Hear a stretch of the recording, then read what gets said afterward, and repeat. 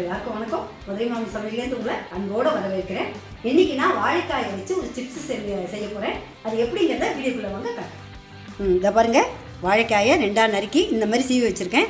இந்த இடம் மட்டும் எதுக்குன்னா கடைசியில் சீவிட்டு தூக்கி போட்டுடலாம். அதுக்காக தான் இந்த இடத்த மட்டும் சீவாத ஃபுல்லாக சீவி வச்சுருக்கேன் பாருங்கள். இப்போது இந்த வாக்கில் இதை பாருங்கள், இந்த வாக்கில் இந்த மாதிரி சீவிக்கணும்.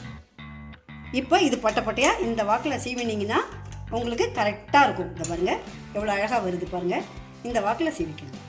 பாருங்கள் எப்படி சீவிருக்கேன் பாருங்கள். இந்த இடத்துல எதுக்காக நான் விட்டேன்னா அதை பாருங்கள், இதை இனிமேல் வேண்டாம், தூக்கி போட்டுடலாம்.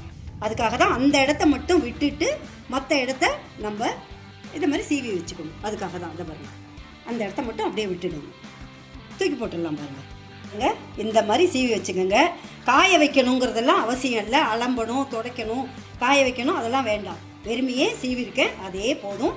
நான் எப்படி போடுறேங்கிறத காட்டுறேன் வாங்க. பாருங்கள், வானலில் எண்ணெய் ஊற்றி நல்லா சுட்டுடுச்சு. இப்போது நான் சீவி வச்சுருக்கிறத போட போகிறேன் பாருங்கள். இதை பாருங்கள் 2 நிமிஷம் வச்சுருக்கேன். ஆனால் பெரிய அடுப்பில் வச்சுக்கோங்க. ஏன்னா இதெல்லாம் கனமாக நம்ம போடுறோம், அதனால நல்ல சூடு வேணும். அதுக்காக பெரிய அடுப்பில் நல்லா பெருசாகவே வச்சுக்கலாம்.